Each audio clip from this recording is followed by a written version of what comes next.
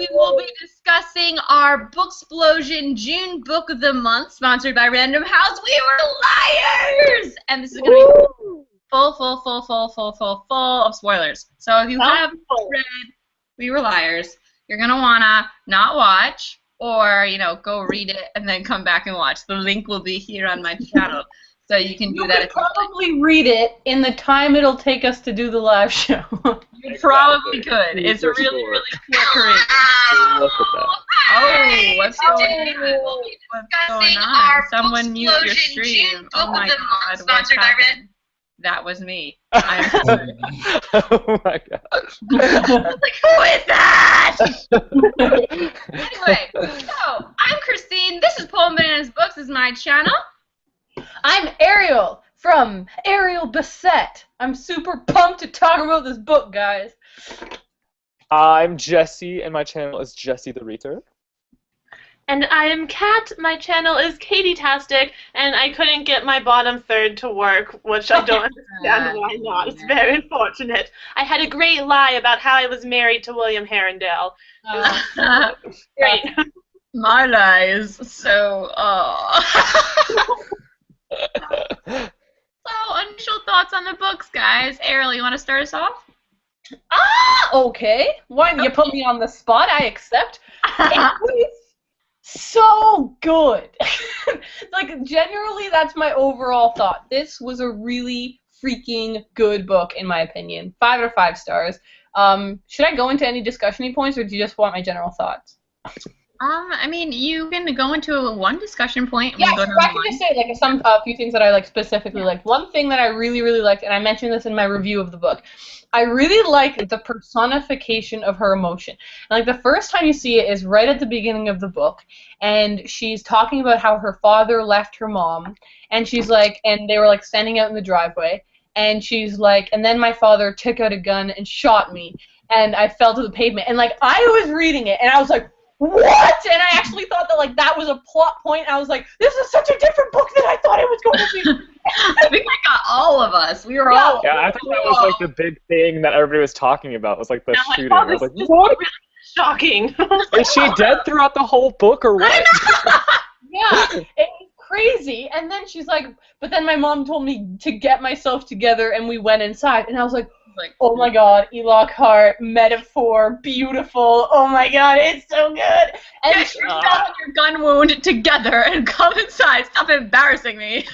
Yeah, right? Like, it's so great. Like, it shows how hurt she was at what her father did. Like, it was, like, literally a shot to herself. But then it also showed how careless and, like, horrible her mother was in that situation. Like, not respecting her feelings at all. Like, it was so good. And it happened, like, multiple times in the book. Like, another one I remember was she was kind of saying that, like, Gat was the only person that would ever let her bleed all over him. Yeah. And I was like, oh, yeah, like, I see what you're saying. So, yeah, that was one thing that I specifically really, really liked. With that, I remember one specifically that, like, scared me. Like, she said there was, like, a witch inside her brain, like, trying to chip away at it. Oh, it was so... Yeah, and, like, it happened, like, when she was describing the pain. Yeah, that was, she was describing the pain, and, like, one time she described it as, like, a giant smashing down on her skull, and, like, her brains going everywhere. It was, like, it was really violent and vivid, but it, like, really worked at just, like, explaining to us how she felt. Mm-hmm. Jesse? Okay, first off, I just want to say the overall design of this book is amazing. The map. So freaking beautiful. I was so pleasantly surprised when I opened the book and I was like, there's a map in this book. And the spine, Christine, show off the spine. How beautiful is that? Oh my God. As you can see, Christine's book is demolished. Christine, how does every book we read end up destroyed by you? No! Oh my God. God. So upsetting. This has never happened to me before. It wasn't broken all the way. It was just, like, not all the way connected, and the whole thing just fell apart. It looks like you have a manuscript. So anyways, the book itself is beautiful. Even the inside little flap is just really nice. You got some nice bokeh going on here. So yes, the design is beautiful.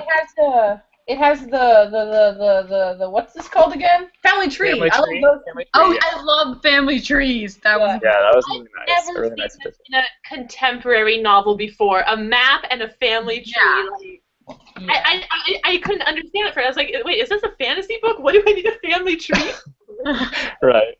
Really cool. But yeah, overall, I really love this book. I loved the way it was written. I think that that was something that really drew me in right off the bat, was just all the beautiful metaphors.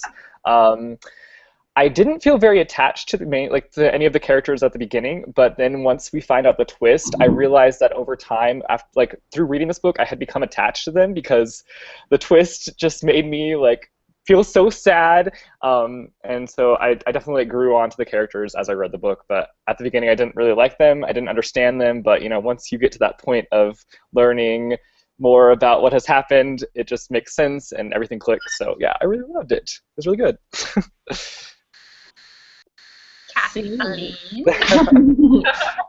I really enjoyed this book. I've read a couple of E. Lockhart books before, and I felt like they were good, but this one, the writing just completely blew me away. Like, her writing is so beautiful and gripping and concise. Like, this is a really short book, but it does not feel short at all. It feels like a very long story.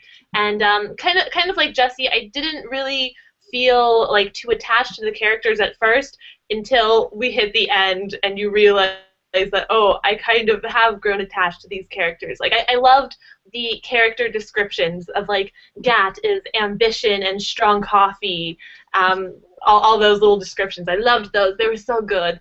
But yeah, overall I gave the book like a 4.5 stars. I really enjoyed it. It was beautifully written, and it made me feel many things. Yeah, this is one of those books that you just like constantly think about. Like you look at it on your shelf, and you're just like, oh man, that book Yeah, made me feel things. Yeah. You remember. Yeah, I agree with Jessie and Kat on the not connecting with the characters. I don't feel like the thing is me.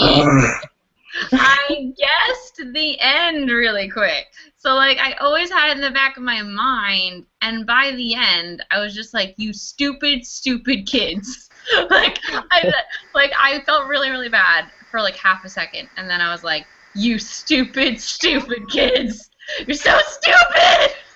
That was the only thing about the book that I didn't like, is that, like, the first thing I heard about it was there's a huge twist at the end. And then you go into it knowing there's a huge twist. You start guessing and theorizing. Yeah, theorizing. I would love if I didn't know that. But, like, that's what all the blurbs even say. Like, it's like a huge killer twist at the end. Oh, I didn't know that. That's a spoiler.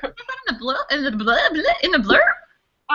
Maybe not. I think they were good about it in the blurb. I think it was just like the buzz around it. Yeah, the overall hype around it, definitely. I saw one blurb though that just said like a shocking twist at the end, and that made me mad. Yeah, that you can't go into it knowing that, or else like if you're, I don't know, you just start theorizing everything ever. But I did enjoy the book. It's not my typical read book, because this is the type of book that kind of like scares me. That creeps me out and makes me sad. And it was something that I would read once, and I would have loved to go into this, with nothing at all, with no knowledge of that twist, because I think that would have made a really big impact on me. And because I knew, I was like, oh. Are they dead? That's okay. But yeah. Do any of you guys think that you'll reread this though? Because knowing the ending, do you think you'll go back and reread it and like look at all the hints that are leading I up was to it? actually rereading it a little bit earlier today, and I was like looking at, like, noticing all these foreshadowing things. Like there's one where she's talking to Taft, the little cousin, and he's like, "Are you a drug addict? Like, my sister says you're a drug addict," and she's like, "Don't listen to her, listen to Mirin." And he goes, "See, that's what I'm talking about." And I was like, "Oh, okay." Yeah. Like, I was actually, like, right when I finished it, I messaged Jessie on Voxer. I was like, I want to reread this and find all of the clues, because, I don't know, like, when the second that I found out the plot twist, I was automatically like, okay, so the grandfather's been calling her Mirin because of this, and they never got the presents because of this, and they never responded to the emails because of this, and, like, all of these things were coming back. But I think the more and more you read about it, all, like, just details will come together. Like, I can imagine this book either took a lot of planning or took a lot of editing. Like, she probably had to go back and back and back and, like, insert all these. So I would definitely reread it. Plus, it's so short. Like, it's 220 pages. Like, why not reread it for the coolness of seeing all those hints? Yeah. Yeah, seeing everything come together at the end. Yeah. Yeah, I mean, I feel like I was looking for those clues. I was looking for them, so I kind of saw some of them. But, like, I didn't mention what I did like about the book, because I really did like the writing, too. I found it, like, so intriguing that it felt like so many pages when I only read 3 pages. Like, I read 30 pages, and I seriously felt like I was reading forever, because I felt like I heard so much of her life. You know? Like, by page 30, she's already... Her dad has left. She's gone traveled the world with him. She's emailed all her cousins. Like, it's just everything happens in such a short period of time that this book feels so much longer than it actually is, and that's such like a rare talent. I've never read a book like that before. And real quick, I'm looking at the comments on YouTube, and someone says, "Can we click the thing that says join the Q&A hangout on Google Plus?" And yes, click on that. Then you can see the questions and ask us questions and vote up on questions, and then we will answer them. Yes, I'm sorry I didn't start off with that. I've just gotten used to, like, you guys kind of know it now because we do it with every live show. But yeah, click the Google Hangout, join the Q&A thing on the corner, and put in your questions up the ones you like. Shall we go to the questions? Should we go to the questions? The first question is hallucinations or ghosts? That is the question. Because they watched my video. They watched my video. Hi, who is it? It's the Book Basement. I recognize you're you. I recognize you too. Yeah. Hallucinations. Okay, so I thought ghosts, mostly because I heard someone talking about this book, and in vague terms they said it was magical realism. So I was thinking ghosts, like that is so magical realism. And also, I don't know, it's a nicer ending to me. Like, Ariel did talk about this in her video. Like, the hallucinations is so tragic. If it's ghosts, like, magic realism, they got to say goodbye. Like, Cadence isn't that messed up in her head that she's hallucinating all of this. So I think it was ghosts, and I want to stay thinking it was ghosts. Yeah, personally, I thought it was ghosts as well. But then when Ariel brought that to my attention, I was like, crap, I think she's kind of right. Like, it makes sense that she would be so, like, caught up in her head that they were hallucinations, you know? So I think I'm leaning towards hallucinations, even though I want them to be ghosts. But yeah. Like, the thought crossed my mind, like, is she hallucinating? But I wanted to believe ghosts because of all the little things about the house being haunted and, like, her seeing them go and just all the little things, like the stuff she gets from them and all that stuff, from jumping off the cliffs and all that stuff.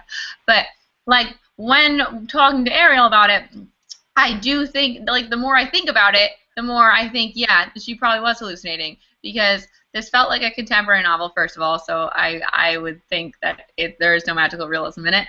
But second of all, she's just, she's on all these drugs. She's on, like, a million different drugs, and it could easily be a side effect of the drugs, as well as her messed up mind from the incident, you know, so it feels like... Well, how do you explain things about, like, the house being haunted, and the scene where Johnny's mom is walking around at night, and she's like, sometimes I see Johnny late at night, like, they're ghosts. They're ghosts. I think that it could be kind of haunted with their memory, you know what I'm saying? Yeah. Like, we don't go there because it's so depressing to us. Like, that they could say that it's haunted because it is haunted for their hearts, right? You know what I mean? Like, haunted in their memory. And I feel like any mother would see their kid around. You know what I mean? Like, you're walking around and you can imagine how, wow, last summer my son was running right here. I can still imagine him. I can still see him sometimes. Like, that's how I would say those things. But I just put in my 2 cents. I definitely did think they were hallucinations, obviously, just to answer the question in case people didn't see my video. I saw them as hallucinations. I don't know why. Like, I didn't see them as ghosts. When the big reveal happened to me, I think I was, like you said, Christine, I was reading it more from the contemporary book point of view. I didn't see anything about magical realism, so maybe that thought that wasn't in my head when I was reading it, but I definitely saw it as hallucinations. I saw it as kind of a mental illness kind of a book, and I saw it as her immense grief. And I think that's why I think maybe, and I don't want to say it, but like maybe it felt a bit more emotional to me than it did to you guys when you first finished it, because I was seeing it as like, yeah, this girl just made up all of these characters for an entire summer because she couldn't deal with her own grief. Yeah, So. and the haunted thing, it could have easily been that planted the idea into her subconscious, like, because that's where they lived when she got there, like they lived in the haunted house. Yeah. And I just agree with everything you just said. I feel like it was a book about mental illness, and this is a big part of that mental illness. What about the scene where the liars are looking at the Bible? Like, I took that as like they're ghosts and they're kind of trapped in the world, and they're like things ghosts too. I read this one book once, and I don't want to spoil anything, so I'm not going to say the title of the book, but there's this book that I read once, and it was kind of similar, although it was definitely a mental illness book, where it was like this girl was hanging out with her best friend for like a summer, and then it turned out that she was her best friend. You know what I mean? Like, she was crazy and she was inventing this other person. And this other person, like, kept doing all of these crazy things. And she would hang out with her best friend in their room all the time. And, like, by the end of summer, her room was, like, a complete disaster of a mess. And she would always blame it on her best friend. But then we find out that she is her best friend. And it's just like, but, like, that, to me, is maybe what she did. Like, Cadnan thought she was having lunch or whatever, or was playing games with these other people, so she messed up the house on her own, kind of, and just, I don't know, that's just what I saw it as. Yeah, no, I think she did too. And I think the house probably already was kind of a mess because no one was living in it. Yeah. You just messed it up more. I think the coolest part of this book is that we can have this discussion. Like, there's no right answer. It's not like... No, exactly. Both things are equally right, because them being ghosts makes just as much sense, honestly. Yeah. The open for your interpretation. You can look at it in either way. So I'm going to continue looking at it. There you go. And they have to look down to the beyond and everything happy now. Not really, kind of. Yeah, that's one of my favorite things about the books, like this book, about like the theorizing aspect, where it's kind of open-ended, and it's not open in a way where like, I hate that this book didn't end. Like, it ended. Right. It's just like you go back and you can think about this in two completely different ways, and it's really nice. Yeah, I think one other interesting scene that we can look at it, like hallucinations versus ghosts, is like that final scene where they're all saying goodbye to her. Like, you can see that as either literally the ghosts are saying goodbye to her, and like, we had our last summer together, we're gonna go off and be ghosts in the like in heaven or whatever, right? But then the other way you can see it is kind of Cadnan's. By the way, apparently it's supposed to be Cadence. The whole time I read it as Cadence, which makes no sense, but that's what we're sticking with now. I read it as Candace. It's Cadence. It's Cadence, like the music, Cadence. Like the cadence of music. Cadence. Yeah. You could also see it as Cadnance coming to terms and finally letting go of them. And like you see, because one thing that I was looking at, the whole book, E. Lockhart was doing things like this. Like we mentioned before, she does these things where she personifies emotion.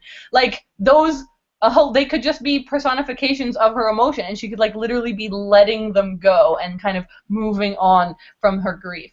Yeah. Yeah, no, that makes sense. Do we want to go to the next question? Yeah, let's do that. Okay, the next highest question is, why do you think the group of them were called the Liars? And this is one of the biggest kind of unanswered little mysteries in here, because we know that they used to lie, but there's no big incident that we hear about. Yeah, I saw, when I was flipping through it earlier today, there was this point where once Gat showed up, then our parents called us the Liars, and we probably were. But, like, that's not good enough, okay? No. Why were you the Liars? Did you tell a lot of lies? What's going on there? Yeah, because sorry, go ahead. For me, I just saw it as them like having to lie to their grandfather about how happy they were. That, like, I saw little moments of that throughout the book, so that's what I just assumed, like, why they were called the Liars, because they like had to constantly lie to him to like please their parents, and I don't know. That's what I saw it as. But totally agree. But I still don't feel like they lied enough in the book to be called liars. No, I think that to be called like the group of liars. It makes perfect sense. It makes absolute perfect sense that they would call themselves liars, because like their final act of burning down the house is kind of a rebellion against their lying lives. It's about saying to their family, we're sick of lying about how happy we are. We're not happy. We're not happy at all. Yeah. This is miserable. And having to, like you said, constantly lie to their grandfather, constantly lie to their parents, constantly lie to like the world about how happy the Sinclair family is. Yeah. It makes perfect sense to me that the group would call themselves the liars. It makes no sense to me why the parents call them liars. Because the whole point of that burning down the house was it was their way of telling their family. So, which is to say, they've never mentioned this sense of a lying lifestyle to their parents. Their parents don't know that they feel like liars, that they feel like their lives are lies. So why did the parents call them liars?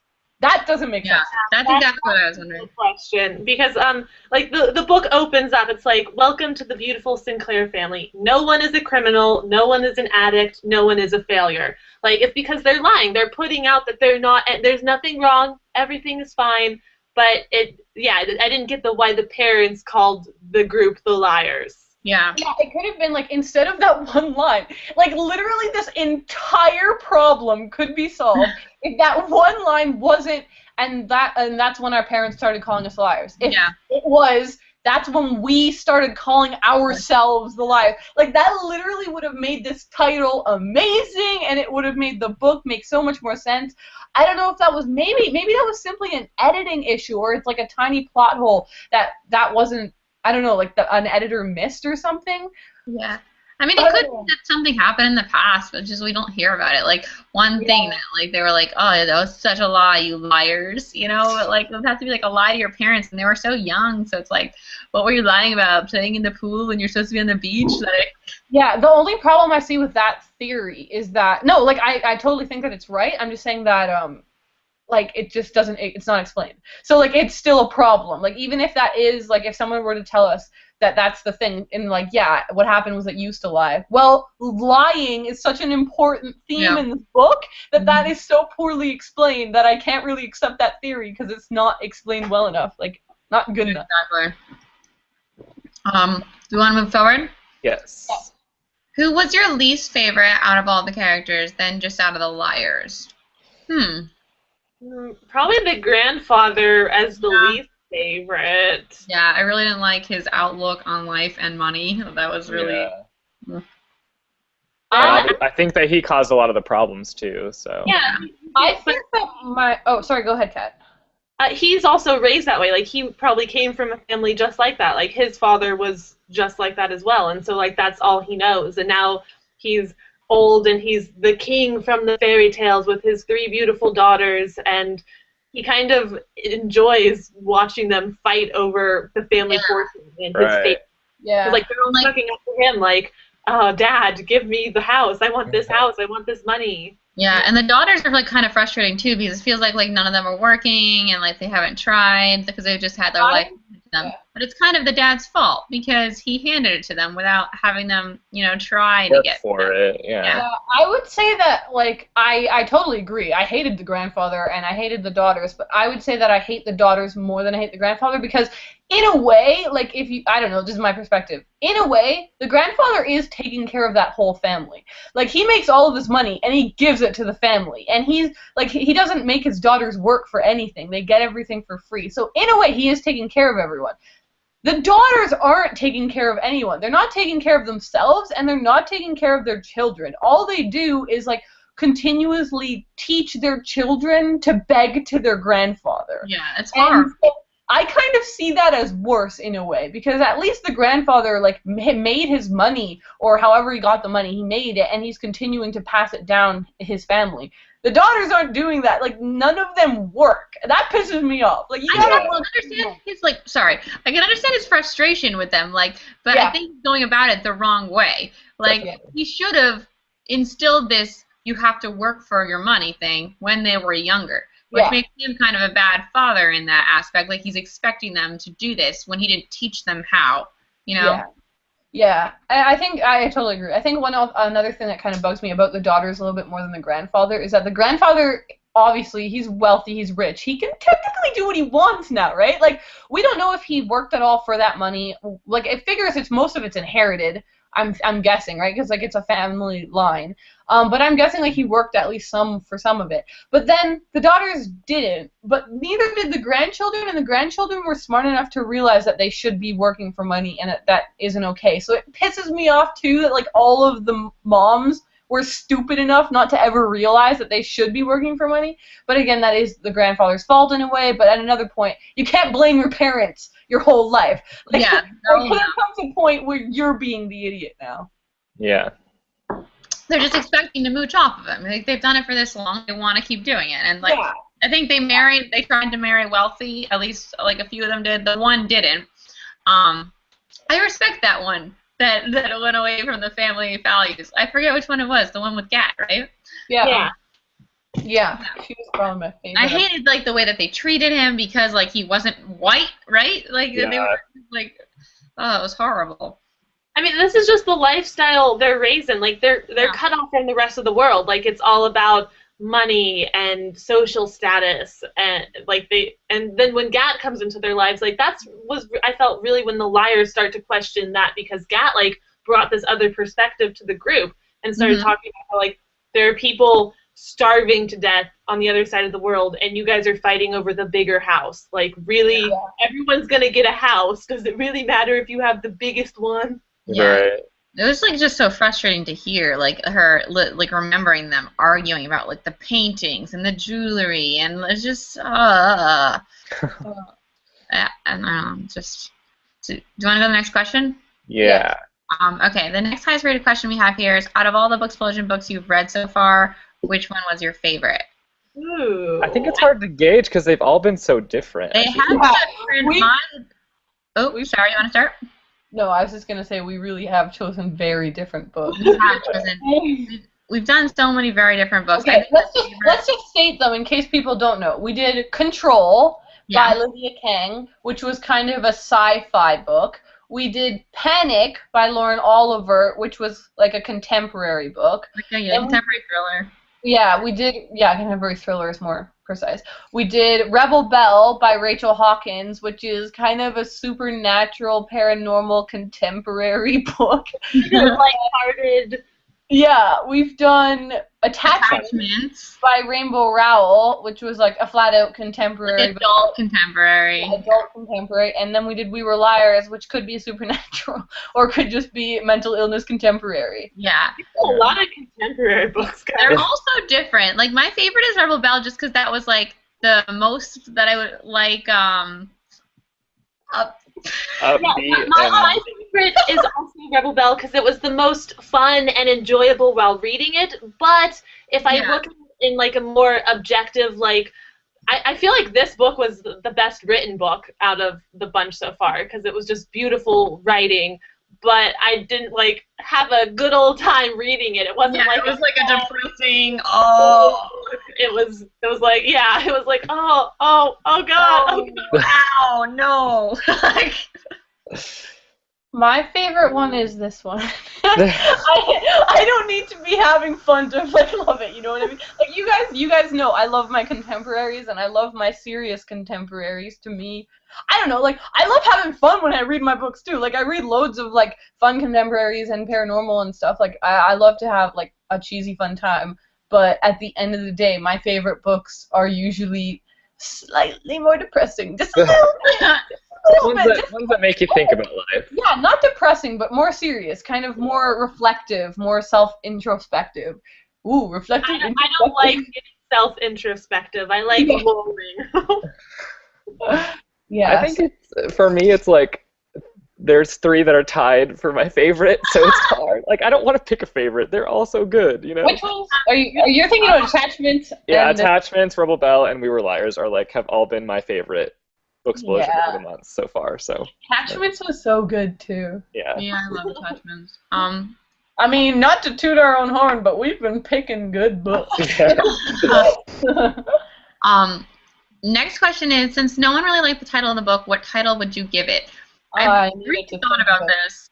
I think this title would be okay if there had just been that line about one line calling themselves the liars instead of the parents calling them the liars. Like it was just a little clarification there, and this title would have worked just fine. Otherwise, we talked about this. Yeah, Summer 15. We talked about this with Mary at VidCon. Yeah. Was it with Mary? I'm not sure. But Summer 15 would have been like a cool title. I like that one, Summer 15. Summer 15, or I guess Summer 15 would be the best one because it happened when she was 15. Yeah. I actually, like, the more I think about it, I actually really like this title. We Were Liars. Because it confuses you. No, it confuses me, but, like, you're also, like, right off the bat, you're like, we were. Like, why past tense? Why aren't you whatever you were now? And then, secondly, liars. Like, lying is a big thing. Like, we're raised that lying is a big deal, right? In our day and age, lying is not good. And so, like, in our moral system, so why were they lying? Like, so automatically, this already raises questions. I'm curious. I'm interested. And then when you finish it and you think about it, you're like, oh, we were because they all burned down and died, and liars because their whole lives were lies because of their grandfather and their parents and their lineage. So it makes perfect sense. I actually like this title. It just, that one line made this title not valid. It made makes sense in the overall book. It just doesn't make sense with the we are, like, why were they called liars? And I like how it threw me off. Like, it legitimately is why I didn't trust my theory about them being dead, because, like, I thought there was a big lie that had gone down. And, like, the whole book is like, they're lying to themselves, the lifestyle's a lie. But I was, like, waiting. I was waiting for this lie that they covered up for something, and there wasn't any. Yeah. Next question! Christine, you have said you're a hypochondriac when Caddy was having her moments when she had her headaches because the incident did affect you. It did. I was nervous because, like, I thought I was going to have a hard time getting through the book. I was, like, reading in the bathtub, and I just, like, had to put it down because I was like, I feel like I'm going to drown myself in here because I'm going to, like, faint. But, like, that didn't overwhelm the story. It was more for, like, 5 to 10 pages, but it felt like a really long time because, like I said, when you read 5 to 10 pages, it feels like 50. But I put it down, and, like, I gave it a day and picked it back up, and once you get past that point, it's easy to, like, kind of think of them as metaphors, because it was when she was throwing up that I was really getting, like I'm gonna throw up. She was like, I'm throwing up all the time in buckets. It was the Europe part that really got me. But I was like, is the whole book gonna be like this? Is she just gonna be, like, talking about how she's sick all the time and how her mom, like, hovers and she's like, get away from me, and, like, you know, it was just like. But, yeah, it passed, and I was fine for the rest of the book. Next question is, what was your most ludicrous theory before the ending was revealed? That Gat had gotten Mirin pregnant. And they had been hiding it from her. That was my theory. I had thought that maybe Gat or somebody else, but I was leaning towards Gat because it was the only, like, guy that we really knew. Like, Gat had raped her. Yeah, that's what I thought. I think a lot of people thought that. I saw that in a lot of my comments and stuff. But she was naked, or, like, she was only wearing her bra or whatever, and they found her. What was it? She was, like, wearing her bra and underwear or something. I forget. But, like, she wasn't. For some reason, all of her clothes were missing. Yeah, because she got burned. Now we know it's because. Yeah, she got burned. Yeah, she was gonna get burned, and so now we understand that. But, like, all we know is that she remembers that and running away, and that Gat wasn't there, and I was just like, rape, no, and I was thinking it was her trauma. Sorry. Yeah. See, I never thought that because her and Gat seemed so sweet and romantic. I thought that her and Gat had, like, gone off to be together, and grandfather found them and killed Gat, and, like, oh my god, like, after this moment, like, that's out there. Yeah. That would have been a whole different story, Kat. Grandfather, no, don't kill him. I love him. Like, like, I was scared of the grandfather and Gat for, like, a second when he was in the attic, and they were like, "Watch yourself, boy." Yeah. And I was like, what does that mean? Because, like, rich people stage people's deaths all the time, I feel like, in revenge. Like, yeah. I've seen him on TV a million times. He's gonna die. But, yeah, and when she came back, and he was like, do you not remember what went down with us? Like, and he's like, it was kind of a big moment. And I was like, rape? Yeah. Or like I thought that they had maybe even just tried to have sex near the water and like something went wrong and someone like and then something happened in the water, she got knocked out and like he was like, oh my god, people are gonna think I raped her and like I don't know. Yeah, no, I felt the same way because Kat, you're right. Like we never really saw anything like bad between them. Like it was always a very positive, like nice air between Gat and Cadence. But like I still felt like it was possible because like not all rape is like you're walking down an alleyway and a stranger attacks you, right? Like there's rape between friends and rape between like even couples, right? And so I was thinking that maybe something went sour at some point. But I don't know. I still, like, even though that was my running theory, I really was just open. I was keeping a really open mind. I was like, I don't know what the hell is coming next. I'm just going to keep reading. And, yeah, it was good, man. So good. I feel like we had some really good answers to that question. Yeah. We had some ludicrous theories, guys. Crazy theories. I really do like, because I never saw that theory of Gat getting Mirin pregnant. I never. Yeah, that's funny. I never thought of that. Well, maybe she had like sickness or whatever, you know, and I was like, oh, she's pregnant. Oh no. I didn't think about her being pregnant, but I did think about her like liking Gat. I thought that might have been a thing that happened, but it didn't. The next question here is, how do you feel about Gat? And I myself didn't really feel anything toward him. Like I thought that he was a good influence on them because he like brought up all this poverty stuff. But I don't know, like I said, I didn't like directly feel like I connected to that much to the characters. I felt like it's more about the theme and the story behind it. That's exactly what I was going to say. It really wasn't about the characters. They themselves, their own personalities they weren't necessarily important. What was important was number one, that Cadence loved them. And so like, yeah, we got some details, like you said earlier, Kat, I forget, what was it that they said about Gat, that he was like something? Ambition and strong coffee and Mirin, like rain and sunshine. Yeah, like exactly. So that doesn't tell you that, if you think about it, that doesn't tell you anything about the characters. That tells you about how she feels about the characters. Yeah. So what was important is that you understand how much she loves them and how much they meant to her. So I really don't think it was about the other characters. It was about the themes of, number one, Cadence's journey, and number two, understanding that they were living a lie. Yeah, definitely agree. I liked Gat. I feel like out of all the other liars, like Gat was the most well developed. And I really loved his romance with Cadence. Like that's why I didn't want to like fall into the believing the rape theory at all, because their romance was so sweet. Like them holding hands and like it was the best thing ever. And when they're like sneaking touches and stuff when grandfather wasn't looking, like it was very cute and sweet. I liked it a lot. Yeah. I like when I think about the book, maybe it's because I'm looking at them like hallucinations. I'm like, they're all Cadence's mind. These aren't real characters. Well, this was before the accident. This was when Yeah. Okay, the next question is, we can all agree that what Caddy and the liars did was really reckless and stupid in a way, but do you actually blame them for their act? Or do you think in the end it was their grandfather's and mother's fault for the tragedy? And if I were to answer that myself, I still think it's their fault that they died. I think it was they didn't think what they were doing through, and they did it the wrong way. Like, I would blame their grandfather if they all lived and the house burnt down, and the grandfather was like, F! What the hell? I'm like, well, you know, it's your own fault. You didn't keep an eye on your kids, and you were an asshole. But, like, they killed themselves with stupidity. Like, Yeah, no, I agree. Oh, man, like, it was really frustrating at the end there. Like, it was more frustration than it was anger. It was just because they were trying to send a message, and they were trying to do kind of this, obviously, this, like, revolutionary act in their family and to make a real statement. Yeah, and I think that it was an interesting idea, but stupid. Like an interesting concept. I like the idea of like doing some grand, but like, do grand statements ever work? No. Like this one did, but in a kind of a backfiery way. Right. A very backfiery way.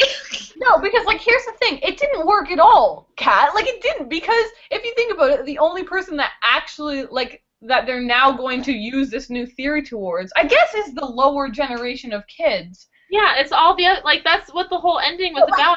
There's still all these other cousins, and the sisters stopped arguing over who gets the biggest house because they all lost children, and like And they're just like trying to care for the grandfather now because he's kind of like going crazy after it, right?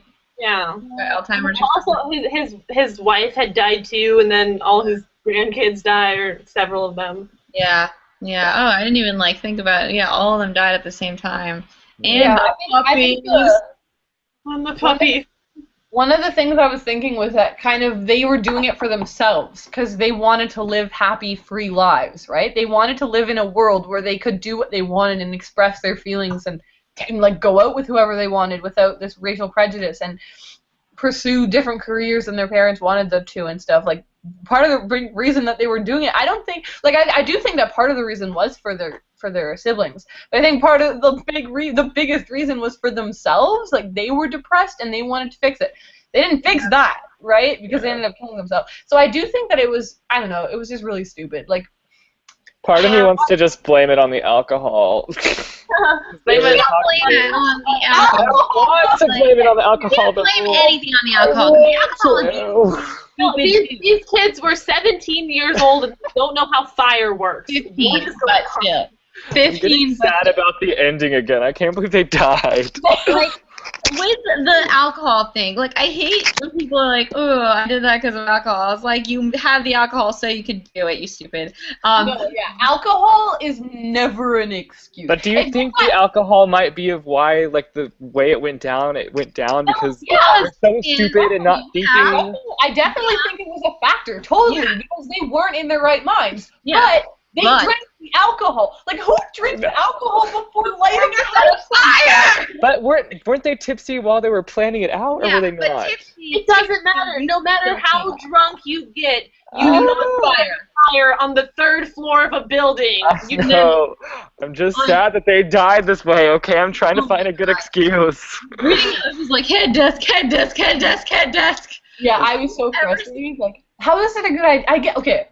I understand that they really wanted to make sure that the whole house like lit, right? Like, I get that was the theory. But first of all, if the first floor lights well enough, the rest of the floors will go. But if you really want to make sure, doing like the 1st and 2nd floors is more than enough. All you gotta do is lay down the gasoline. You don't have to light every floor on fire. Because, like, if you have enough gasoline everywhere, eventually it will spark. Because the flames can climb stairs. Flames can climb walls. Oh!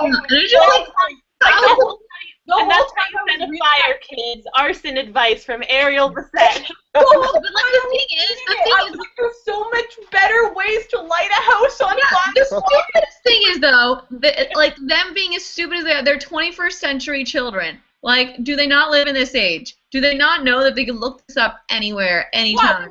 Google how to light a house, like properly light a house on fire. Seriously, it sounds ridiculous, but it's true. Like how to light a house on fire without killing yourself. There's step 1. Okay, They were also like so caught up in the moment. Like they were in the, we're gonna send this big signal to them. Like we're gonna show them that they can't control us and that belongings don't matter. Don't let the men get you down. I don't care. They can do it. This is the stupidest thing. Like even if you're going by their plan, they didn't have a signal to show when to all set the fire. They're just like, let's douse it and set it on fire when you're done. You know, meet me on set. Like everybody's gonna take a different amount of time, especially if they're drunk, to take it. Like I bet you, like people, like some of these people were on the floors and they're drunk and they're like, you know, it's really a good idea to like coat all of the beds like individually on fire. So like some people would take longer pouring the gasoline and stuff.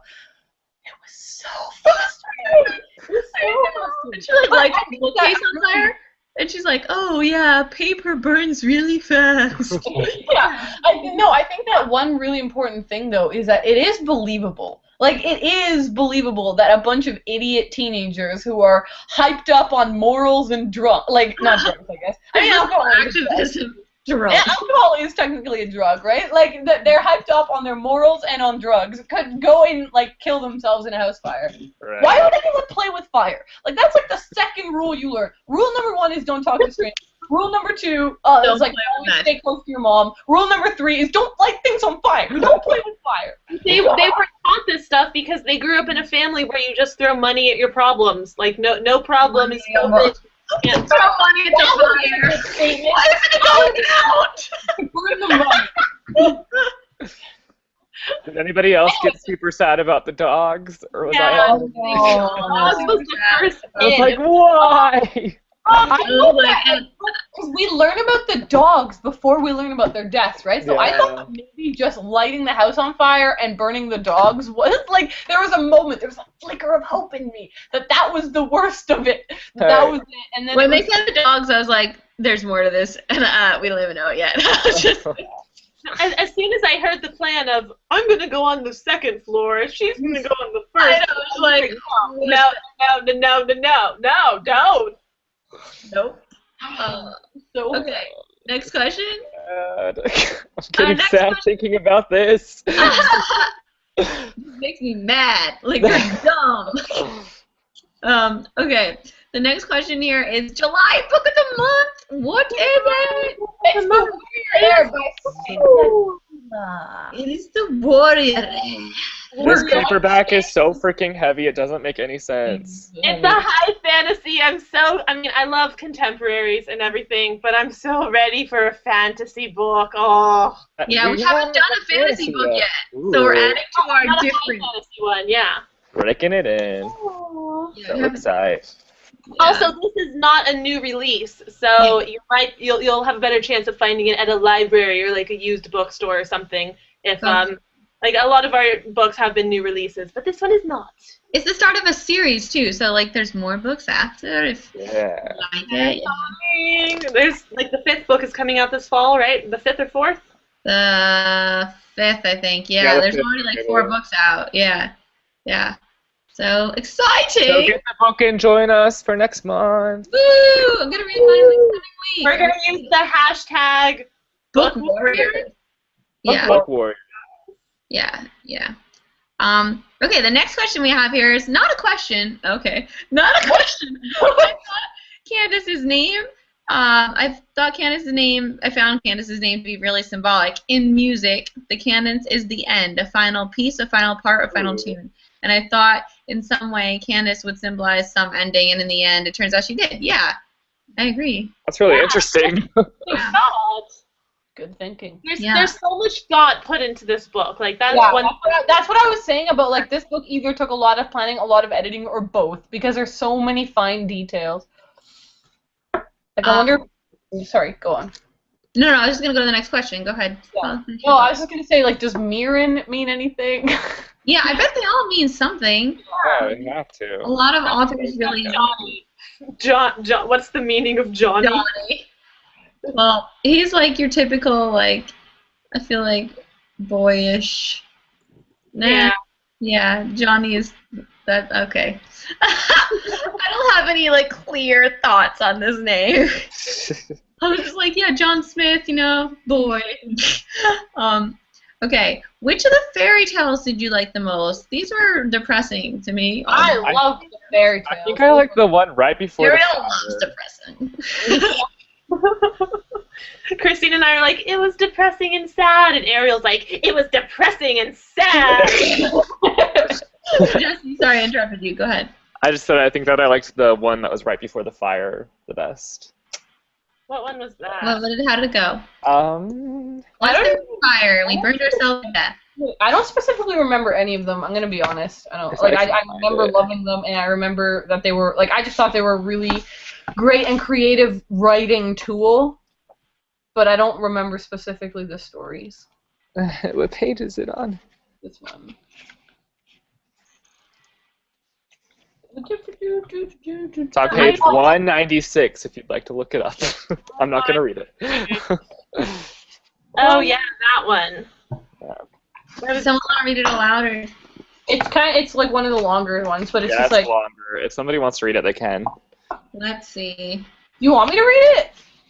If somebody wants to, go for it. It is longer. It's kind of a long one, but it's the one where Cadence is like, there were 3 babies born, and then there was also a witch, and the witch killed the babies, and like she was the witch, and she had killed the other 3. My favorite one is the one. Look at the mouse. There's also one at the end, isn't there? Like it ends with one, right? I don't I don't think remember. so. Let me see. It almost ends with one. Tragedy's ugly. Yeah. Oh, Yeah, yeah. but like that's like a story about them, like an actual. Yeah. True. Yeah, I think my favorite one was the mouse one. It's on page 147. Yeah. I mean, And- like. Yeah, it's like at the end it was like now he was free to go forth and make a name for himself in the wide, wide world, and maybe just maybe he'd come back one day and burn that effing place to the ground. Yeah, That's that's what- what I I like. like that one. Yeah. Yeah, and I was like, go mouse. I'm Team Mouse now. Hashtag Team Mouse. Team Mouse. Next question we have here is how many of you cried at the end? I just- did not It cry. was only me, and I actually voxed these hooligans like this message where I'm just like I can't even breathe. I'm like, guys, ah! It was like the most painful Voxer message I ever sent. But yeah, I was emotionally touched. Yeah, Um, I cried. I was honestly feel like I'm trying to think of the reasons, like why would it touch me and not them? And like it's not that I've gone through more grief than anybody else because I haven't even really been like I haven't ever had like an actual family death in my life, so it's not like that I'm more emotional. I think it is truly that I was looking at it from the hallucinations and you guys were looking at it from the ghosts. Like you guys kind of did see in a way a happy ending. Like yeah, she got to spend time with their spirits and their souls or whatever, and I'm just like it's all in her head, man. It's all in her head. So I don't know. Not just that, but after we heard that you cried, like we all braced ourselves emotionally. We're like, Right. oh snap, we're all gonna cry, and it like held back the tears. Yeah, maybe I don't know. yeah. The next question I have here is, do you think that this book had a villain? And in a way, it was kind of the whole family. Yeah, the family. I mean, in a way, Grandfather, the mother. In a way, it was Candace. Yeah, in a way. that like overall, like materialism is the Yeah. villain, right? Like this Yeah. whole Yeah. societal complex that owning things and having money is the best way to be because that's what screwed their family over. Yeah, and the whole concept of perfection, like how they Yeah. had to put on a facade and how they weren't allowed to show emotions and all that stuff.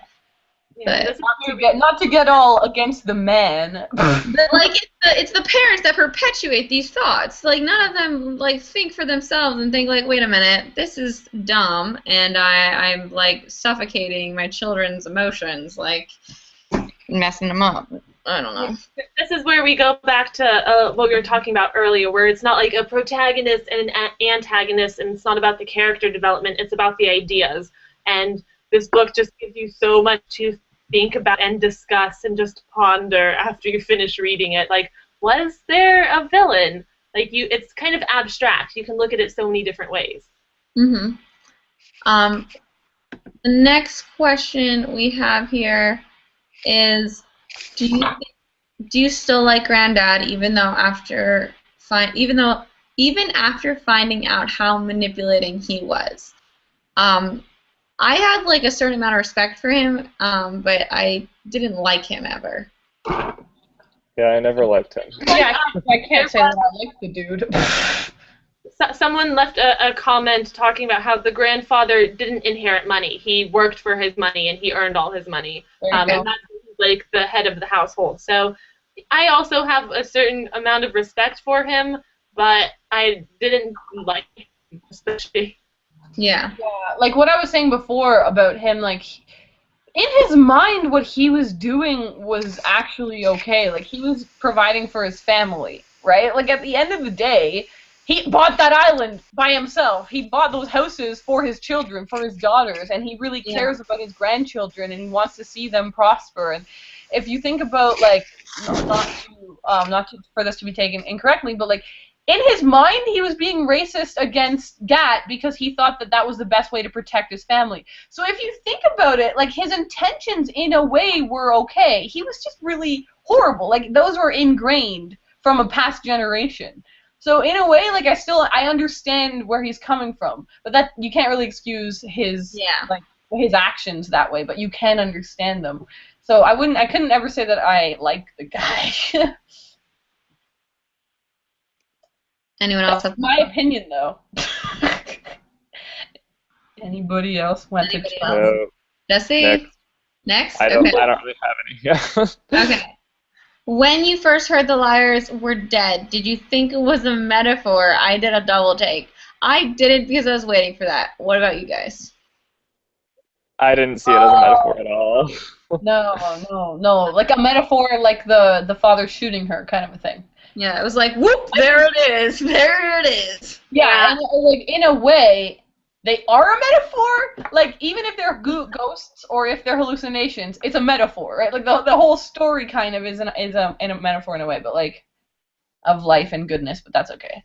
I didn't think it was like one of E. Lockhart's classic metaphors coming back. Yeah, I was also waiting for it at that point. The shocking part was when I heard about the fire. Like as soon as I turned the page and there was like these characters all died in the fire, I was like, oh my gosh, that's what happened. I wasn't like, yeah, I didn't think it was a metaphor. No. Yeah, like the idea of a fire was a surprise because I did not see a fire coming. No. Like I love the title of the chapters. Like, look, a fire! Like. Oh my God! It was so offhand, and it was just like, whoa, wait a minute, this is what happened. This is how everything came crashing down the fire. Yeah. It was rough, bro. Yeah. Do you think that Candace's mom and the aunties knew that Candace was hallucinating? Why do you think they didn't try to talk to her? I think they knew. The mom, at least. Yeah, they knew. And I don't know, maybe they did, and she just doesn't remember, or maybe because her mom does try to talk to her. Her mom told her about the other liars dying like every day for weeks, and every day like she would block it from her memory and ask her again like what happened to Mirin, what happened to Johnny, and so her mother just got like tired of having to break her heart every single day, and it's just like, when you're ready, you'll figure it out on your own. You'll remember. And maybe they were letting her do it. Maybe like the doctors recommended, just let her like hallucinate it out. Yeah. Yeah, well that is what happened. That's exactly what happened. Remember, like they were saying, the doctors were saying, stop telling her she needs to get to it on her own. And so the mom did stop. And I do definitely think that was one of the reasons that when Candace came back to the island, everyone was being really super hesitant around her, and nobody was allowed to say anything. Like the kids specifically said, like, I'm not allowed to hang out with you because you're a drug addict, because she's having all of these drugs. So I think the entire family, they did know. They knew that she was having mental issues because of it. And like that's one of the reasons that the grandfather paid for a trip to to Europe, to get her out of there. They all knew she was having mental problems. Yeah. And then there's the whole thing, like, her mom was so concerned about her leaving the island because probably she knew she was having these hallucinations. Like, because she was like, you can't leave the island, you can't leave the island, you can't leave the island. And then she just takes a boat. And, like, she says she's with Mirin, but, like, she's just herself. Right. Yeah. And the scene where she was, like, in the caves jumping up, like, all the liars jumped off the rock, and then she goes to do it, and they're like, no, don't. That's another thing that made me think they were ghosts, because was that just her subconscious telling her not to do it? It's just I think it was her subconscious. Yeah. It just felt like these are ghosts and they don't want her to die too, and I first read it, Yeah. No, like I said, like it can be both ways. It makes perfect sense that the ghosts are like, no, stop, please stop. But it also makes perfect sense that it's her mind being like, no, this is a stupid idea, Cannon, stop it. This is a really bad idea. Please don't do this. Yeah. The next question is, what would your mottos be? Oh. Ooh. I don't know what my motto would be. I like do what you're afraid of. Like, I don't like it to the extent that she did, but I do like put yourself in a step too far. She took it too far, like very much too far, but like doing things that are different, that experiencing new things, I think that's a really good motto. Like, don't be afraid to do new things. Right. Do what you're afraid to do to an extent. To an extent. I feel like if I had to think of a motto for my life, like something that I actually stick to on a day-to-day basis, and I don't know how I would word it yet because I haven't really thought about wording it, but it would be something along the lines of eject the negative. I'm always about, like, if there's something negative in your life, either fix that problem or get rid of that problem. And, like, it can be on a really small scale. For example, I had these headphones, and I really liked these headphones, and I broke the headphones, and I was really sad about breaking them because it was my own fault that they broke, and I just wasn't being careful with them, and I had them on my desk, and then one day me and my mom were like cleaning out my room, and she's like, what about these headphones? They're broken, aren't they? And I was like, yeah, but I don't know, they were like really expensive, and I still have them, and she's like, wait, why do you have them? I was like, I don't know, I just feel like I need to keep them, and she's like, wait, every time you look at these, you feel bad about it, and I was like, very bad. I feel very bad every time I look at these headphones. And she's like, Ariel, get rid of it. You have to let go. You have to eject of things that are negative and focus on positive things. And I think that was like a tiny lesson, but like it can be made grander. If there's a person in your life that's making you feel really negative about yourself, get rid of them or like fix what's going on there. So I think that would be eject the negative. I'm going to show up with a tattoo next week that says eject the negative. I like that one. I don't know, even that, because you're focusing on the negative, though, like, be positive or focus on the positive. No, you see, I didn't go with that, because that's cheesy, bro. Yeah. Everybody says focus on the positive. Jesse? I don't know, haven't we discussed that I love pessimistic things? Mine's just similar to like the do what you're afraid to do or whatever. It's just take more chances in life, you know? Yeah. So I feel like I'm often like just doing the things that make me feel comfortable, but I need to like step out of my comfort zone and do more things. Like the booktube panel, I was really uncomfortable with that situation, but I did it because I felt like it would push me to take a chance. I don't know. Yeah. Pushing yourself into new situations, I think, is always a good thing, even if you're a little uncomfortable. Like I used to say, like do what makes you uncomfortable, but like I mean, don't do things that make you uncomfortable in a bad way. Like you need consent there with yourself, you know. No, I think it's true. Like especially because you can always hit the like eject button, you know what I mean? Like you can always go into a situation if it's actually legitimately making you super uncomfortable to the point where you're like you can't deal with it. You can always say no, or you never have to do it again. Like if it's the kind of thing where like you have to finish it, like finish what. Like for example, if you were on the booktube panel and you were hating it, you couldn't just get up and leave, right? You would have to finish it, but you could then never do it again. Right? But I think that you learn, like, you can do that. Wait a second, I could do it, and next time I can be even better if I want to be. Or I learned that telling a joke isn't a bad thing, right? Like, that kind of thing, right? Like, you learn these lessons from things if you push yourself a little bit. And I think that it is a big comfort knowing, like, if this goes horribly wrong, I never have to do it again. I never have to do this again. But it's worth trying in case I do like it, and then I can keep it. Yeah, even like something stupid like going clubbing or something like that. Like I don't want to do those. I think that's one of the things I was thinking. That's a legitimate thing. And like I've done it, and every time I do it, it just reminds me that I hate this. So like I don't have to do it. Like you feel this pressure to like do things like that when you're like in your early 20s and stuff. But like if you don't like it, it's okay. But I tried it, and I try it again. Like every 6 months or so, I'm like, maybe I'll go out, I'll try it, and then I'm always like, oh, the music, I can't even hear anyone talking. This is the worst. I just want to go home and read. No, I think that's really, really valid, and I think that fits perfectly into it because like I'm not the kind of person to leave my house, which sounds horrible, but like it's the truth. And like at BEA, we went to 2 parties, and at VidCon we went to a party. I mean, I actually really liked the VidCon party, and I was thinking about it. Like, I was like, why did I like the VidCon party and I didn't like the BEA parties? And it's because number one, I could actually hear people at the VidCon party.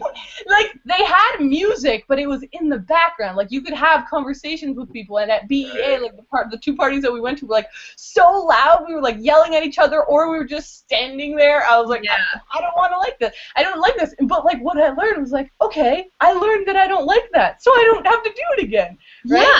It's all about learning. Say you did it, you tried it. Like that's the thing. You could always say you tried it. It's not like you never tried and you don't know. Yeah, because like, that's the worst thing too. Like not trying something and then not being like you can't comment on things. You can't be like, oh yeah, I don't like that. Like there are people that, for example, I know this is like a really simplistic example. Like people that like say, I don't like anime. Like, have you ever seen anime? It's like, no, I haven't. I'm like, then you can't say it yet, right? You have to give it a shot. If you watched a few episodes and you still don't like it, then yeah, you hate anime. Great for you. Good for I respect your opinion because you actually gave it a shot, kind of a thing. You have to be able to try things out, bro. Yeah. Definitely, most definitely. And like, so I feel like when there's an opportunity to do something like that, not clubbing, like that's not like an example. When there's an opportunity to travel or go on like a trip with your class or something like that, like, or go abroad, like do it. You learn so much about everything, and it's so worth it. Right. This has turned into inspiration. Yeah, like just don't be afraid, because it's Don't be afraid. Tackle your fears. Be the protagonist of your own life. yes. The next thing we have here, would you guys want to see this as a movie? Well, wait, would you guys want this to be a movie? And if it was, would you see it? It's gonna be a movie. Yeah, it's being turned into a movie, which is really exciting. Yeah. And E. Lockhart is writing the screenplay, right? Yeah. Yeah. If you go to our site, I think we have a fan casting up there, don't we? Yeah, we've got a fan casting post going up on booksplosion.com. On our blog section. Yeah. Plugs for booksplosion.com. I think one thing that they could do incredible. Sorry, go ahead, Kat. I didn't hear. Oh, I was just saying that I think this would make a great movie. Like it's not a very long book. You don't have a lot of world building to do, and you can like play around with all the same themes as the book without necessarily sticking to like the same story structure of the book. So yeah, I was going to say two things. Number one, I think they could do a really good, potentially, they could do a great job with flashbacks, like seeing glimpses of things, and you're like, wait, what was that? And then as the story progresses, like the glimpses become longer, and she starts to actually remember things. Yeah. Secondly, though, I think that if they wanted to, they could, and I don't know if they would, but I doubt that they would. But I feel like they could do such a good job with the thing we were talking about, like the personification of emotion. Like it could so easily be that like they see the scene where the father's leaving, and the father actually whips out a gun and shoots her, and she collapses, and then it's one of those things where you like she snaps out of it, and she's like, "What?" And like, okay, that would be fantastic. You know what also would be great and would be really moving to see at the end, like all the things that she did by herself. Oh. Yeah, that would be really interesting. Oh my god, that would be so scary. That would be so chilling to see her like just jump off by herself. Yeah, right. And pick flowers and give them to herself. Yeah. That can't happen because the ghosts are real. The ghosts are real. I just realized something. Wouldn't the movie tell us? Yeah, it would. They would have to choose visually, because like it's a lot more moving that way if you see it. So if it was hallucinations, we would see it was hallucinations. Yeah, because if it was hallucinations, they could totally do what you were saying, Christine. Like they could show us her doing things on her own. But if it was ghosts, like they wouldn't be able to do that. No, that would be a big reveal, and it would be awesome. What do you say? I think they could still show that as ghosts. Like maybe she's the only one who can see them. So you're like viewing it as a different person who doesn't see the ghosts. Unless you see her doing things that the ghosts did and she told us that the ghosts did. Well, what did like trashing the house maybe? Yeah. Yeah, that kind of a thing. Yeah, and the flowers. Like, if you wouldn't see that doing it, you would see. I think the thing is, like, even if E. Lockhart were to come out and say, they were ghosts, everybody, Ariel's ridiculous, she's on crack, and I was like, I'm actually not on crack, but no, I'm kidding. No, if E. Lockhart were to come out and be like, no, they were definitely ghosts, it doesn't matter. It's that thing where it's like, it belongs to the reader now. Yeah, I'm allowed to think they're hallucinations, or you guys are allowed to think that they're ghosts, so regardless of what happens in the movie. I'm excited. I hope it does get turned into a movie. And like Kat or Christine said, on the website we did like a fan casting thing, and I chose an actress that I think would be perfect for Cadnet. So go check that out. Yeah. Myself, I think the girl from American Horror Story, Violet. What is her name? I always forget it. What it? Farmiga. Oh, Farmiga. Yeah. I think she would be a really great candidate. Okay, the next question we have here is, did you think Caddy was really prone to self-injury given the amount of metaphors about it and of Gat bandaging her wrist, or was it just another metaphor? I feel like they're metaphors. Yeah, I saw them as metaphors as well. I saw them as metaphors. I mean, I kind of, me as seeing them from hallucinations, I kind of felt like the whole seeing them was a self-harm. Like, imagining them in her brain was self-harm. Imagining that they were there was self-harm, because she's, like, imagining them and getting herself happy about hanging out with them, and then she has to, like, kind of, like, rip that Band-Aid in a way, and, like, realize to herself that they weren't real. But I do think that the rest was just a metaphor. Yeah. The next question we have here is, how do you think the hype influenced the novel overall? Did it help it or hurt it? And I think like the initial hype, just that like John Green said to read it, helped it, because like that's what like I was like, oh, John Green liked it. Okay, I feel like okay reading this. I like can commit to reading this book. But like afterward, all the twist hype I think hurt it, and I think we all agree that, right? Yeah. Yeah. Yeah, I don't really. Yeah. I mean, I've like gotten some. Sorry. No. You were talking first. Go, Kat.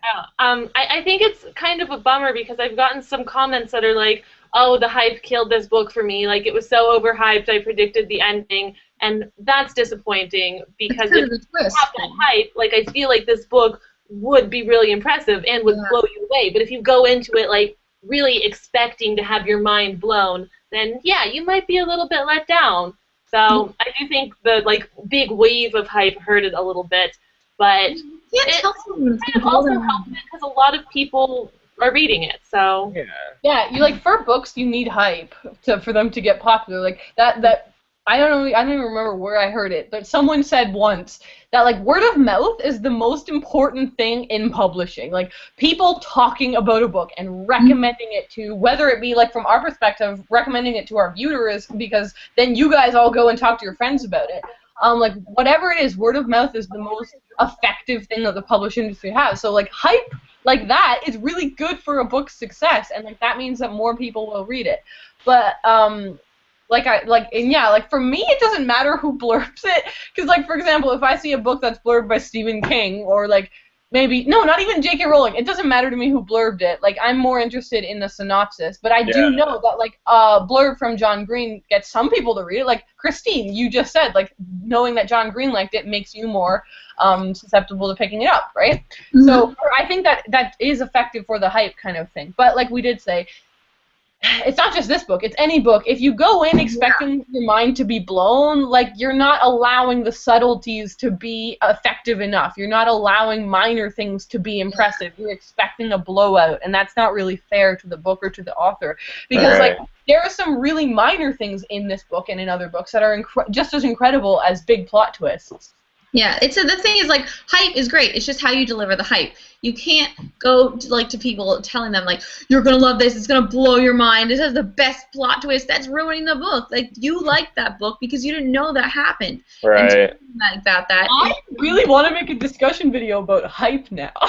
Do it. Because the thing is, hype is not the book's fault. It's I want to see like in the video the thing that I just said about like that's not fair to the minor points. But I'm writing this down, guys. I'm writing this down. Are you guys usually able to like separate yourself from the hype around a book? Because I feel like I am. Like I'm able to, like, if I see that a book is really hype, I'm like, okay, cool. A lot of people like this book, but I'm gonna read it for what it is. Like, is that how you guys are too, or like? I'm able to do that. Yeah. Yeah. I can do it too. Sorry, go ahead, Kat. I probably wouldn't have read this book if it hadn't been for the hype, because the synopsis is so vague. It's like, what is this even about? But then you have the John Green blurb and so many people talking about how like it's such a good book that kind of gets you interested in it. Yeah, I feel like just to answer your question, Jesse, when I sit down to read a book, like it's very me and the book. Like I really forget about you. Like I'm like, screw everyone else. Okay, I get that Jesse liked it and Kat hated it. It doesn't matter because it's me and the book kind of a thing. So like when it gets down to me actually reading it, I feel like I do a good job of separating myself and looking at it objectively. Yeah. Like being able to be like, no, hold on, let me give this a chance, right? Kind of thing. I think I am good at that, but I don't know. Like it's still like there are certain things you can't avoid. Like if you know that there's going to be a big plot twist, you have that in the back of your head, whether or not you want to. Yeah, it depends on the hype. Again, like I can separate myself from hype, being people saying this is an awesome book. Like okay, I'm going to go into it myself. Then I just cut myself off from it. Like when I see anything about it, I'll just like skip past it because I want to just read it for myself. But if I hear the stupid thing about a plot twist or like, I cried so hard at the end of this book, I hate that because then it'll stop me. It'll stunt my emotions. I'll be like, oh, you're going to cry at the end of this book, so I'm not going to cry. The next question we have is, why do you think Mirin started to fade before Johnny and Gat? Because they were ghosts. They were ghosts. Or because she already had resolved with Mirin because they went through the emails. Yeah, they went through the email thing, and I think that she had a moment. Like, she had a moment of realization there, and she kind of was closing things up. Like, first of all, I think that was. I mean, again, it works as a ghost or a hallucination. Like, if you look at it from the ghost point of view, like the whole idea that we always have in storytelling with ghosts is that they have an unresolved business, and so like her biggest unresolved business, I think, with Mirin was two things. Number one, the whole sex thing. Like, has Mirin ever had sex? And like, yeah. And then the second thing was the emails. Like, why didn't you ever respond to my emails? And then we had that giant conversation where Mirin kind of apologizes. And, like, either way, ghosts or hallucinations, if it's Cadnance realizing why that wasn't able to happen and she just kind of let go of Mirin, or if it was Mirin, like, the ghost literally apologizing, being like, sorry, bro, I was dead. Like, either way, like, I feel like there was that closure, whereas with Johnny and Gat especially, like, how's she going to let go of Gat? Like, because they were, like, in love. Mirin was fading even before they had that moment. Like, from the moment they went off the island together, and then Mirin, like, started coughing, and she's like, I have to get back to the house right now, and then they go back. Like, that was, like, early on. I don't really see that as fading, but maybe you're right. Yeah, I don't know, because that's another thing when I was reading, I think, initially why I thought it was ghosts. The fading, the way they faded. So I don't know. I didn't really... Again, it's a mystery here. Yeah. I was going to ask you, Locker. Can I Tweety Locker? Do it. Tweet her right now. Tweet her just like, ghost or hallucination. Because like we said, either way, it doesn't matter. Yeah. Does anybody have favorite scenes? Do we want to try to wrap this up at like 9:35? Yeah, 9:35 sounds good. Right now. Oh yeah, that sounds good. Favorite scene? That's a hard one. I really. Oh, go ahead. I liked Summer 14 when her and Gat were having like their cute little first romance before all the bad stuff happened. Was that 14 or was that 15? Summer 15 is where the bad stuff happened. Summer 14 was where like they first met. They come back to Summer 15 and he has been with Raquel. Ah, yeah, I forgot about Raquel. Oh, Raquel. No, wait, I thought it was like he already had a girlfriend or something, and then at the end of the summer they didn't talk. I don't know. I'm getting confused. My favorite scene, though, I liked like the fire scene. As stupid as it was, I thought it was really like entertaining to like listen to. And the reveal was just great to hear. It was just so like, okay, yes, finally. It was Summer 14 when Gat started the writing on the hands thing. He wrote Gat on her hand and Cadence on his hand. And did you have a girlfriend at that time, though? No. It was I'm looking at the book right now. It's like on page 14. This is on page 14. All the stuff has already happened. It was at the end of Summer 14, and then it says Summer 15 arrived, and that's when Gat had the girlfriend Raquel. Okay. Stopping in to say hello. Love you guys. Oh, that's Maureen.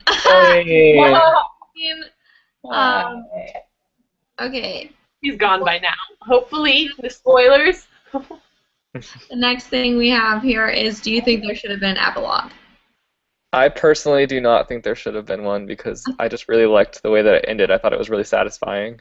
I feel like it was. It felt like there was. You felt like it wasn't satisfying? No, I felt like there was an epilogue. Like the way it was set up felt like that. No, it just felt like there was. It just like the way it was set up, separated into the chapters. Like it felt like it was closed. Right. Can I go back and say my favorite scene again? Yeah. No.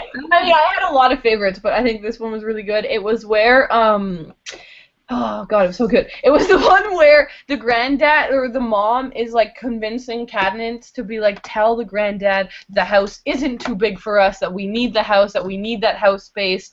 And then Cadnance is thinking about how that they don't need that house space, but that both the mom and the granddad are just expecting her to say like, yes, grand. And she writes it too. She's like, I'm more than okay there. I'm fantastic. I love Windermere because you built it especially for Mommy. I want to raise my own children there and my children's children. You are so excellent, Granddad. You are the patriarch, and I revere you. I am so glad I am a Sinclair. This is the best family in America. I'm laughing so hard because she like knows exactly what they want to hear. But then right at the end, she's like, it's too big for us, and she walks out, and I'm like, it was like the beginning of the end. Yeah, that scene was really that too. I forgot about that part. It was awesome. Yeah, I have a piece of paper where I like wrote down like all of these ridiculous notes. I'm like on page 135. I'm like, what are these lies? And then on page 137, I'm like, what is going on? These are great notes. I should sell these on eBay. Maybe we should wrap up at 9:30 because a lot of these questions I'm seeing are kind of repeats. Sure. Let's see. Okay, let's go down here. What do you think about the liars thing? No, you already went through that. What did you guys think about the princess stories? Got that one. I think I have one here that we haven't answered. That one? Which one? Since Mirin was lying about her life on the island, her boyfriend, true love, sexual intercourse, do you think the other liars were lying about their personal lives as well? For instance, Gat going on missionaries and Johnny having tons of girlfriends. Maybe Johnny. I think, like, if I look at it from my point of view, this whole hallucination theory I got running here, I do see them as Cadnance kind of projecting lives onto them, kind of her mind imagining what they could have done, like what their potential could have been. Because, I mean, there's kind of, like, no way that they could have done that many things, right? Like, how, you know what I mean? Like, they are still really young. So I do think that it, that it was kind of Cadnance inventing these lives for them that they couldn't have. Yeah, I actually agree with that. I think it was, like, the things they could have been doing, the things they would have been doing. Yeah. If hadn't all died. Yeah, I agree with that too. Like, I see a question here that kind of relates to that I like. It's what about Mirin's fake boyfriend? Do you think she made him up to only make herself look better, but so she could fit in the perfect expectations of being a Sinclair? Like, I see, like, it perfectly fits into that previous question. I see it as Cadnance realizing how tragic it is in a way that Mirin will never experience not only true love, but having sex. Like, she's not going to experience all of these things because she's dead now, because she lost her youth, because she lost her life. And so I do see, like, all of those things tying into either, number one, Cadnance seeing them, like, projecting those things onto them, or the ghosts wanting to have those things that they can't have anymore because they're dead. Yeah. Mm-hmm. I just pulled a question here. Did any of you guys have trouble diving into the book at first because of the language and metaphors? And I think that kind of pulled me in. Yeah, same. It pulled me in. Yeah, they were so striking. The writing was just so beautiful. I don't know. It's just like, whoa. Yeah, I was like, wait, we're going to describe sad emotions as being shot down? Yeah. Give me more. Yeah, I picked this book up as like a casual, I'm just gonna skim the first few pages, and I started reading, and like page 4, she gets shot, and I'm like, oh my god, what's happening? Oh my gosh. Okay, this question up here says, how do you feel about how they handle the topic of race with Gat? I think we touched on this already, but I think they handled it in like a realistic way for that family. Yeah. You know? I think it made sense. Yeah, like, I don't think that they made a big deal out of it, because it wouldn't be a big deal in a way. Like, even though what's going on morally is a big deal, no one would be making a big deal out of it. Like, wait, was it Mirin? It's Gat's dad, right? That is also of color? Yeah. Yeah. So no one would be like, hey, you person of color, get off our island. And then Gat's dad is going to be like, just because I'm a person of color doesn't mean you can treat me that way. Like, there wouldn't be a stand down kind of a thing. It's so underhanded. Yeah, it's all underhanded, and it is all subtle. So you can't have these kind of showdown scenes because that wouldn't happen. Especially it wouldn't happen in this kind of a familial setting where, as we've discussed, their whole point is to hide how mean they actually are, where everything is supposed to be kind of backhanded. Yeah, and I think that like an important part was you see Cadnance and all the other kids understanding how disgusting that behavior is. Yeah. So I think that's what's more important there. It was the part where when Ed and Gat showed up to the island for the first time, and like nobody knew he was of color, So Right. that was like kind of shocking to this white wasp-like family. And it's the thing where Ed shows up and the grandmother is like, "You must be Ed. What a lovely surprise." Ed shook hands. "Didn't Carrie tell you we were coming?" "Of course she did." Like, that wasn't the surprise that you were like, coming. what's the surprise then? What are you saying the surprise is? That I'm not white. So heavily implied, but they never come right out and say it. It just makes it really awkward for them. Yeah, it was really well done. Another question I have here is one we kind of touched on, but I guess didn't explicitly say. How do you think Candace got the envelope of rose petals if Gat is a ghost/hallucination? And that's the creepiest one. Like, she did that. She would have to do that herself. And then herself. I think that she kind of like picked those flowers for herself and gave them to an envelope in herself and kind of just imagined the situation. Yeah. I'm not saying it's pleasant. No, it's so sad. I'm saying it's depressing. I have another question that I saw. If we want to Go do for that. Which house would you want to live in? Gryffindor. No, Ravenclaw. Like, just based off the pictures, because you don't really get that much description. Yeah, I was going to say, I don't know what the other houses were like. Yeah. Look at the pictures. I feel like I would want to live on Windermere because it looks like it's got a cool cliff behind it off into the ocean. I want to go jump off that cliff. I mean, in a positive, happy, exciting way, not in a negative way. I think I would want to live in the newly rebuilt Claremont. I'm also kind of liking the look of Cuddle Down because it has these little like outcrops that I feel like I would want to swim to those outcrops and just like climb them. Yeah, and it's got like a nice little balcony. Yeah, like a terrace, and it has like a forest around it. Yeah. But isn't Cuddle Down the haunted one? I also love haunted things. No, I'm kidding. I want to live on the tennis court. I want to live on the roof. I like how she could go on the roof. That was cool. Yeah. What was I going to say? Okay, so for last question here, I don't know if you guys see a better one. I just brought up one. Do you think she'd return to the island now that she knows the truth? I think that's pretty interesting. And if I were her, I don't think I ever would. I don't know. I mean, maybe not right away. I think she will because it's like what she does.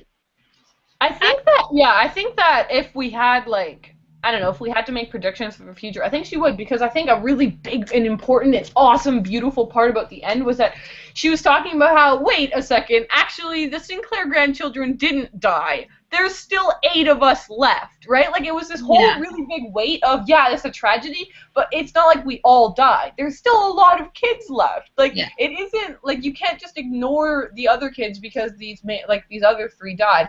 It doesn't mean you don't have to mourn them or whatever. But, like, I think she would come back to kind of make memories with the other kids and teach the other kids about the island and kind of have that experience. But at the same time, I feel like maybe it wouldn't be a thing where she goes every summer. Maybe like comes sometimes for it. I feel like she's going to be a little bit distant from the family. Like, I myself would be like, hey, study abroad and fall in love with like some French guy and like live in France and only visit the family every few years. Like, I would try to change where the family freaking vacations. Like, can we not vacation here anymore? Because that's what I would expect. That they would want to sell the island and find a new one, like start afresh somewhere else. Yeah, but the whole family is still coming. Their island. It's not that it's just weird for Cadence. It's weird for everyone. Yeah, but obviously the others don't mind. Well, actually, they kind of do. Like, they're all. Like, I mean, why didn't they sell it? Yeah. Maybe when the grandfather passes away, they'll sell it. Yeah, exactly, because I think he's kind of losing it, and they didn't want to take him. Maybe he didn't want to sell it at this point, but I think they will in the future. Well, it seems like he doesn't quite understand what's happening. Like, he keeps calling Cadence Mirin the entire time. Yeah. And I think that was part of old age, but also part of just sadness. Yeah. And grief. But, yeah. So that was our We Were Liars live show! Thank you, everybody, for joining us on this read-along. Yes, thank you so much for joining the read-along and coming to the live show and discussing with us and asking all these fantastic questions. Next month will be The Warrior Heir. Again, it's by Chima. I cannot pronounce her name. Cinda Williams. Cinda Williams. Or Chima. Chima.